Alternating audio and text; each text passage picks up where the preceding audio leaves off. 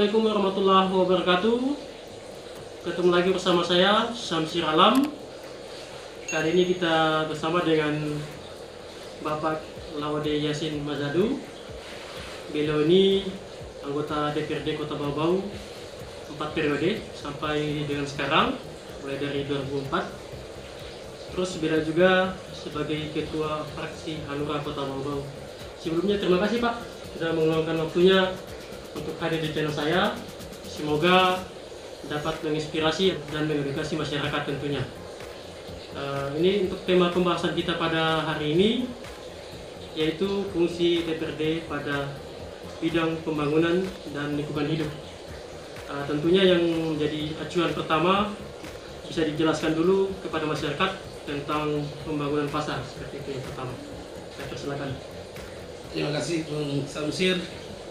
Assalamualaikum warahmatullahi wabarakatuh. Waalaikumsalam.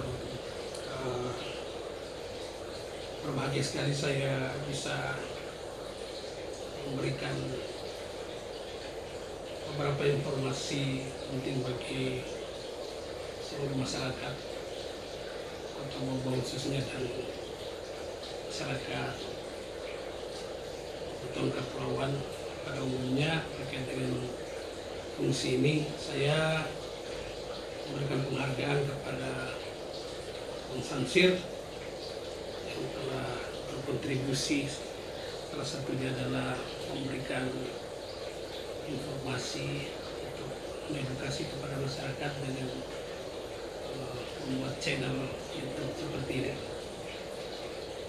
Tadi disampaikan Bung Syamsir terkait dengan tema koja-koja kita ya, koja-koja namanya Bung Syamsir ya. Fungsi DPRD dihubungkan dengan pembangunan pasar ya? Ya, pembangunan pasar. Perlu kita ketahui bersama bahwa DPR sebagai salah satu unsur penyelenggara pemerintahan di daerah mengemban fungsi kontrol dan legislasi dan fungsi budgeting. Nah, terkait dengan 3 fungsi itu hampir semua peran-peran DPR adalah hadir dari 3 fungsi konstitusional itu tadi. Nah, pemerintah sendiri lebih fungsi eksekutif. Jadi sebenarnya arah pembangunan sebuah daerah itu lebih menonjol pada fungsi eksekutif karena mereka yang merencanakan, mereka yang melaksanakan, mereka yang mempertanggungjawabkan. Nah, di DPR itu sebagai fungsi kontrol, mengawasi tentu, lalu fungsi legislasi membahas peraturan daerah bersama pemerintah, dan fungsi budgeting menetapkan anggaran dan mempertanggungjawabkan anggaran. Hubungannya dengan pembangunan pasar kita di Kota Bau-Bau, karena posisi Kota Bau-Bau yang menjadi sentrum daerah interline lainnya, maka Bau-Bau itu mau tidak mau akan menjadi pusat aktivitas orang dan barang serta jasa. Nah, termasuk dalamnya adalah pasar. Nah, bisa dibayangkan Bung Syamsir, kalau penduduk kita itu baru kurang lebih hampir 200 ribu, 170 sekian ribu atau 180 sekian ribu. Itu pada malam hari, artinya warga masyarakat Kota Bau-Bau. Tapi yang melakukan aktivitas di Kota Bau-Bau pada siang hari bisa sampai 1,5 juta orang. Artinya itu Bau-Bau akan menjadi daerah sangat sensitif, sangat seksi untuk dijadikan sebagai tempat kunjungan beraktivitas. Nah, pasar termasuk salah satunya. Jadi kalau kita pergi main di beberapa pasar kita di Bau-Bau ini, ya hampir kita bisa pastikan itu yang melakukan aktivitas itu datang dari berbagai kelompok masyarakat, segmen masyarakat, dan datang dari wilayah-wilayah belakang. Nah, berarti tugas pemerintah adalah memastikan pasar kita itu adalah pasar yang representatif, pasar yang nyaman bagi siapa saja melakukan aktivitas di dalamnya, baik yang menjual maupun yang sebagai pembeli yang melakukan transaksi. Nah, kebijakan pasar kita karena peran yang begitu besar, maka harusnya itu tadi kita fokus pada pasar utama kita, pasar modern, pasar basah, dan pasar penyangga. Nah, hal ini memang masih banyak yang harus dilakukan oleh pemerintah. Ada pasar eks kebakaran itu, pasar sentral itu yang statusnya sampai sekarang status quo, itu mesti harus diselesaikan. Saya pada beberapa kesempatan yang lalu memberi saran yang konstruktif kepada pemerintah bahwa ternyata masalah di pasar eks kebakaran itu adalah tumpang tindihnya hak kepemilikan. Jadi sertifikat itu bahkan sampai bisa 3-4 dalam satu objek yang sama. Ada 3-4 sertifikat. Saya memberikan saran agar pemerintah mengambil peran strategis. Karena kalau sudah seperti itu, tidak ada di antara kita siapapun yang berani untuk menjas bahwa satu di antara 4 sertifikat itu yang lebih berhak, kecuali pengadilan. Maka harus berpengadilan. Nah, meminta kepada mereka untuk melakukan gugatan atau berproses pengadilan, banyak yang tidak mau. Mereka pegang sertifikatnya sebagai. Nah, faktanya mereka berhak, padahal de jure itu tidak. Maka pemerintah harus melakukan itu. Pemerintah bisa melakukan gugatan karena kita punya aset di dalamnya. Ini satu contoh ya, misalkan ya, kita punya aset. Tapi melakukan gugatan itu bukan untuk menguasai, karena itu bukan hak kita. Agar berproses, agar pengadilan bisa menentukan siapa yang berhak di antara. Karena kalau sudah putus dan sudah berkekuatan hukum tetap, maka kita lakukan upaya lainnya, misalkan ya kita ajak pemiliknya untuk bisa bekerja sama dengan pemerintah maupun pihak ketiga agar kita bangun kembali pasar kita. Karena letaknya sangat strategis. Yang kedua, ini kita bicara pasar plat merah dulu ya, pasar Wameo. Pasar Wameo harusnya sudah ada grand design-nya, harus sudah ada master plan-nya agar bisa dikeluster ke pasar tersebut. Karena kawasan pasar kita terintegrasi dengan beberapa wilayah lainnya. Di sana ada Islamic Center, di sana ada rusun, ada perumahan, lalu ada di sebelah timurnya ada ruang publik. Maka di sana harusnya pasar Wameo itu sudah harus ada master plan. Jadi kalau kita meningkatkan pasar itu, kita bangun ruang-ruang apanya, rehab mananya, dia sudah berpedoman pada master plan. Nah, kalau kita lihat kondisi pasar kita, memang pasar Wameo itu dia masih kita sebut pasar pagi. Karena pada jam 11-12 sudah sepi. Padahal harus ada kebijakan ikutannya. Nah, selain menunjuk kawasan tertentu sebagai pasar apa, lalu kita harus ada kebijakan ikutannya. Misalkan kalau pasar itu harus setali 3 uang dengan terminal, dia harus terintegrasi. Maka terminal harus ada juga di sekitar situ. Atau rute transportasi darat harus ada, atau laut misalkan. Nah, itu tadi pasar. Lalu pasar modern harus kita dorong. Hadirnya LIPO itu cukup memberikan kontribusi yang besar. Lalu UMNA, Laylangi, Karya Nugraha, ini kan pasar-pasar swasta yang harus kita support karena mereka menjadi bagian penting dari pengembangan pasar kita. Nah, di luar itu pasar penyangga. Pasar penyangga ini karena kalau dari sisi darat kita ini datang dari tiga jalur Buton Utara itu dari Kepunturi masuk di sini, jalur Pasar Wajur itu dari Pasar Wajur masuk di sini, dan jalur Buton Selatan datang dari Batauga. Nah, di sana sudah harus ada pasar-pasar penyangga. Yang dari Kepunturi sudah harus ada pasar penyangganya. Kemarin kita ada kebijakan di mana? Lapulau Group pasar penyangga, tetapi kita belum tegas terhadap itu sehingga sekarang belum. Dari Pasar Wajah juga sudah harus ada pasar penyangganya di mana, sekaligus sudah terminal itu. Dan Batauga juga begitu. Kenapa ini harus ada? Agar dia menjadi satu simpul ekonomi baru kawasan-kawasan itu. Lalu dia karena sudah pasar, tentu ada terminal. Nah, terminal itu untuk membatasi arus ini dari luar. Karena kalau semua ini kita lepas masuk ke kota, kota akan full beban, khususnya di transportasi. Maka mulai disortir dari wilayah-wilayah itu. Sekaligus itu untuk simpul-simpul itu dibuka agar tumbuh simpul ekonomi baru di beberapa wilayah belakang. Mungkin secara umum gitu kalau pembangunan pasar kita. Kita sudah sebenarnya beberapa kebijakan kita sudah lakukan. Kemarin kita bangun pasar di Palabusa, walaupun itu bermasalah. Ya, mungkin soal letaknya, ya, soal letaknya dan ya ada unsur-unsur kerugian negara di dalam. Tapi saya pikir semangatnya sudah bagus.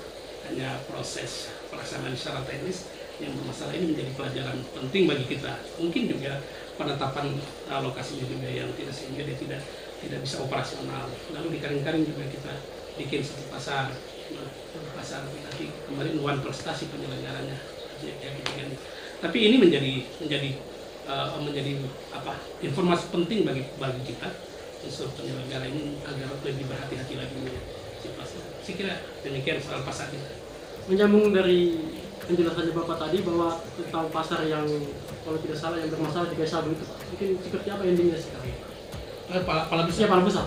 Dia sudah proses hukum, dan kalau sudah proses hukum saya kira sudah bukan lagi domain kita. Nah, tapi kalau pasarnya sudah ada, tinggal mungkin pemerintah harus melakukan lagi upaya-upaya agar pasar tersebut bisa operasional, bisa sudah mulai ada aktivitas jual beli. Oke, yang selanjutnya ini Pak, lanjut pada bidang pertanian, mungkin bisa dijelaskan itu Pak. Ya. Kota Bau-Bau ini unik sebagai wilayah kota perkotaan, tetapi dia ada kawasan pertanian. Ini kalau kita jalan-jalan di kota-kota lainnya di Indonesia, ini hampir sedikit kota yang seperti Bau-Bau. Biasanya kalau kota ya karakter kota, tapi di Bau-Bau ada kawasan karakter belakang, karakter pertanian secara umum. Itu ada kawasan pertanian termasuk kelautannya, ada pertanian basah, ada pertanian kering. Nah, di pertanian ini karena kita punya potensi di sana, maka juga kebijakan pemerintah harus ada di situ. Nah, pertanian kalau kita bicara secara umum, pertanian ini ada di wilayah Bungi, Surabaya, Lea-Lea, sebagian Kokalukuna dan Betombari. Nah, itu kawasan pertanian. Nah, kalau khusus di persawahan, di basah, ini potensi kita bisa 20.000 hektar. Yang sekarang tereksplorasi itu ada kurang lebih 1.000-an. Nah, masih bisa kita kembangkan sebenarnya, cuman harus ada upaya-upaya keras, langkah-langkah ekstra dalam sisi kebijakan penganggaran untuk melakukan ekstensifikasi ruang. Lalu bagaimana dengan intensifikasinya juga. Nah, jadi kalau kawasan pertanian kita ini kan, saya ini baru pulang dari sana juga, ada banyak keluhan-keluhan sebenarnya disampaikan mereka. Kadang-kadang kita petani itu, khususnya sawah ya, gagal panen karena hama tikus. Kebijakan kita sudah beberapa kali lakukan, itu seperti misalkan kita beberapa tahun lalu kita buat strategi bank tikus. Jadi tikus kita beli, ada bank. Nah, jadi petani akan bersemangat untuk cari tikus, bawa ekornya, beli. Tapi itu juga kalau dia tiba juga di masa produksi tikus begitu tinggi, kewalahan. Nah, ini kita upaya terus untuk mencari jalan keluarnya. Lalu kemudian di sisi pengairan, sarana pendukung infrastruktur pengairannya. Lalu apalagi sekarang musim hujan ini. Musim hujan, ya, jadi kebanyakan hujan juga repot, kurang hujan juga kekurangan air, jadi semua harus dipikir matang. Lalu sarana prasarana lainnya seperti jalan tani. Jalan tani ini harus diupayakan bisa kita lakukan pembangunan untuk semua kawasan dengan melihat kantong-kantong kawasan pertanian itu sendiri. Nah, yang terakhir adalah memastikan pemerintah mengambil peran strategi dalam menentukan menjaga stabilitas harga. Jadi kalau seperti baru-baru ini harga beras itu tinggi, dan ini merugikan petani, sangat merugikan petani. Sehingga peran pemerintah diharapkan bisa menjaga. Kemudian pendampingan, terakhir pendampingan. LPPL itu harus lebih aktif untuk memberikan edukasi kepada petani, karena sebagian petani kita ini kan otodidak nih, petani tradisional yang harus mau tidak masuk harus banyak pengetahuannya untuk bertani lebih profesional lagi, bagaimana misalkan waktu tanam, bagaimana pemberian pupuk, bagaimana cara panen yang lebih produktif untuk mengurangi loss ya, produksi itu sendiri. Ya saya kira dari sisi pertanian, dan saya kalau di DPR sisi pertanian ini selalu saya dorong agar ini bisa dimaksimalkan pendekatan kita, karena terus terang kawasan petani-petani kita ini, saya jujur karena saya juga petani, mereka kelompok menengah ke bawah. Mereka harus didorong untuk bisa. Saya kira itu. Ini yang terakhir Pak, mungkin masih banyak yang saya ingin bahas, tapi karena masalah waktu juga, jadi kita singkat saja tentang masalah kebersihan dan pertamanan ini Pak, yang menjadi pokok masalah pembahasan kita terakhir pada malam ini. Silakan Pak. Ya, kalau saya melihat variabel kota maju, pertama dilihat dari sisi kebersihan.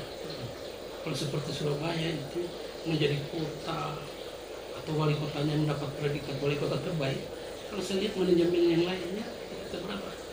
Begitu kita masuk kota Surabaya, kita langsung melihat ini kota-kota yang indah, kota yang bersih. Dari sana tolok ukur pertamanya.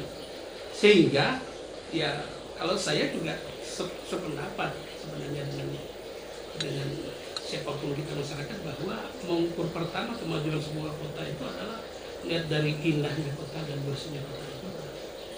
Nah, kita juga tidak menutup mata bahwa kita sudah mendapatkan predikat kota adipura, itu penghargaan negara kepada daerah atas prestasi di bidang kebersihan. Tetapi kita juga tidak menafikan bahwa di sana sini kita masih melihat tumpukan-tumpukan sampah di jam-jam tertentu. Dan ini saya kira saya tidak mau hanya memberikan pujian, tetapi ini harus kita support bersama-sama agar terus dilakukan upaya-upaya agar kesan kita mendapatkan adipura itu adalah memang karena kita bersih. Karena kita bersih. Nah, dari sisi kebersihan ini mungkin juga kita tidak boleh terlalu berharap di pemerintah. Harus ada partisipasi aktif masyarakat, kesadaran masyarakat. Karena berapa sih jumlah tenaga kebersihan kita, ngangkut sampah kita, armada kita. Kalau kesadaran masyarakat itu kecil, misalkan jam-jam kendaraan sampah itu datang jam tertentu, kita sampah rumah tangga kita sudah harus kita keluarin di jam sebelum sampah datang. Karena kalau kendaraan sampahnya sudah pergi lalu kita keluarin, kita akan jadi ada kesadaran tentunya diharapkan. Lalu pertamanan